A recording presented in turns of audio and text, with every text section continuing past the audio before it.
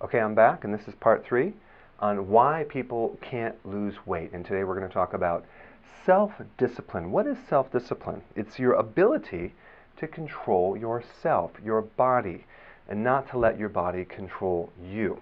So there's several things that you need to do because this one is very, very common, and until you reach a certain point of your life where you're maybe really, really sick or very overweight, you might not have self-discipline.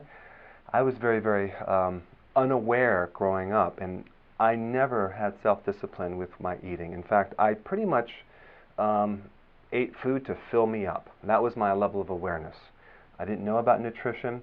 If my body craved something, I would eat it. So the first step is to be aware of what you're doing. In the past, I would crave lasagna, pizza, chips, crackers, and sugar, and I would just eat those until I think it was 28 where I decided, you know what, I can't keep doing this. I got really, really, really sick, and then I started to decide to change and put some self-discipline in. So I'm almost 32 now, so that way I'm really starting to learn from my past. I'm just kidding. I'm actually almost 40. Next month I'll be 50, actually. So I was a lot older back when I was 20, but I've been working on my health, so it does work. It does work if you aware of what you put in your body. So that's step one, is to be aware that your body is not very, very intelligent into telling you what you really need. If you go to a grocery store when you're hungry and ask your body, what am I in the mood for, it's not going to give you the right answer. All right? So step one is to be aware of what you put in your mouth. You wouldn't drive a car unaware right down the street like an automatic where you don't even look at the road. Well, maybe you do that. Well, you don't want to do that with your body. You don't want to put your body in automatic where you just realize, oh my gosh, what did I just do? I just ate all the wrong food. So you want to just increase more awareness of what you're doing. Step two is preventative. The most important thing to do is to make sure that breakfast is really, really, really good, because if your breakfast is either missing or not enough protein or too many carbs, at night you are going to have low blood sugars. And that is going to create major urges, and it's going to be very hard to put self-discipline because you're going to be roaming around trying to find something to eat. So it's very important to be able to prevent cravings at night by eating a good breakfast. The other thing is that if you're not sleeping that well, if you're going through a lot of stress and you're not really handling the stress or the cause of stress, you'll have a tendency to want to maybe drink alcohol at night as a way to solve that. Or a lot of people are taking medications now for various things like brain fog, memory problems, cognitive issues. But a lot of that can be handled through just getting your food right. So number one, awareness. Two, preventative. And number three is to be able to, with awareness, differentiate what your body really, really needs. Because if it's low on B vitamins, it's going to crave carbs, refined breads, pasta, cereal, crackers, all those grains. Why?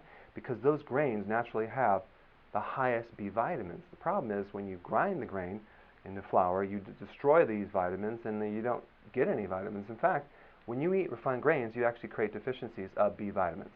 Yeah, because there's no B vitamins in there anymore, and that's why they enrich the flour with synthetic B vitamins. It's not the same thing.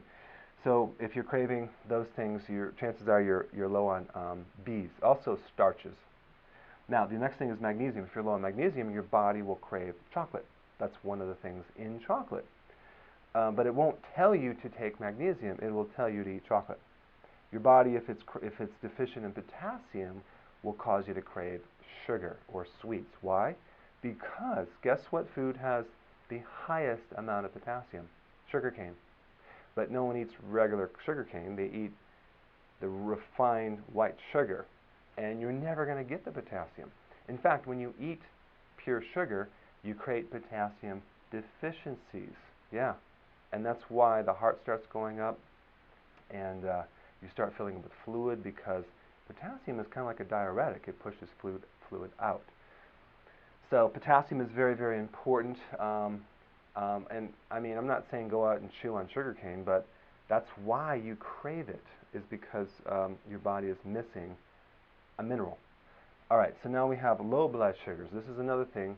As soon as you start to get into the sugar trap where you crave sugar and eat it, and the next day the sugar drops down lower, and then you'll need sugar, and next day it comes up, down. So a lot of people crave sweets if they have low blood sugar. And the thing not to do is to consume sugar, because it's going to spike up and it's going to come right down harder every time you do that. And that's one thing I don't understand about even with people that are diabetics. They're given glucose pills if their sugar goes too low.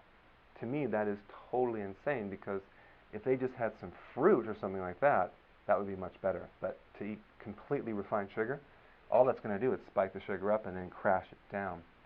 So, 3 things. Start increasing your awareness of self-discipline, that you're in a trap, and your body won't tell you what you really need. You have to tell it what to do. You have to be in charge. Put some self-discipline. Don't wait till you get really overweight or very sick. Do it now while you have a chance. Use preventative strategies. The breakfast is the most important thing. Start eating for a different purpose, health. And then also be able to differentiate what your body really, really, really needs. Okay, so this is the last point I want to bring up on why people can't lose weight. They're just out of control. So I hope this gives you some information to turn this around. I'll see you in the next video.